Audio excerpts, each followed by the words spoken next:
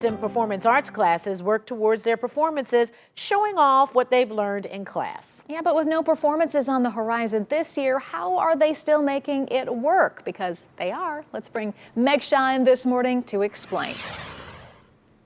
Well, teachers I talked to say, of course, what they've been handed this year isn't ideal. But in the arts, as long as you have each other, it's all you need to keep it alive. So never leave me lonely. You've seen the videos on the internet. Groups of people singing together while using Zoom or Google Meet. But this ensemble is actually the high school a cappella choir class in Cleveland Heights. We can still have positive experiences even if they're not the positive experience that you were hoping for, that you were expecting for. That's Jesse Lang, the vocal music director for the high school. I asked him what it's like to teach performing arts without a performance in sight. We are going to make the best of this, because what is the alternative? Am I just going to mope? Am I just going to I wish we were in person. Who cares if people die?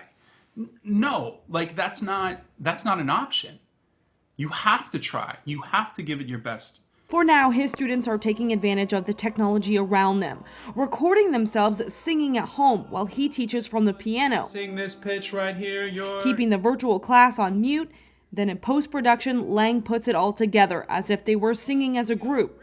He says it's a long and different process, but worth it. The world of art is consistently going to be changing, and it's up to us as musicians, as artists, to adapt to the position that we find ourselves in. Over at Valley Forge High School in Parma, choir teacher Michelle Harris is having her students focus on connecting with the music, studying complex topics, but putting singing on hold. We're still going to interact with music. We're still going to have those meaningful relationships. We're going to build that community that we know and love in our ensembles. It just might be through a computer screen. It might be while we're wearing a mask. Both teachers tell me what they're dealing with isn't easy. Choir isn't meant for virtual classrooms, but they're making the best of what they can, all for the students. Our love of music is still there no matter what, and that's kind of what we have to hold on to. No one will tell you that this is easy, but it's not impossible. And Now, both of the districts that I talked to, of course, are trying to get their students back into the classroom 5 days a week when it's safe to do so.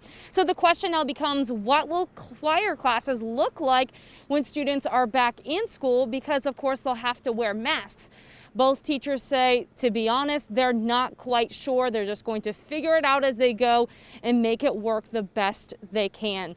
And Katie, Danita, and Trent, you guys said it earlier, the only thing they can do is just keep singing. Yes, that's the key. Got to keep singing. Now,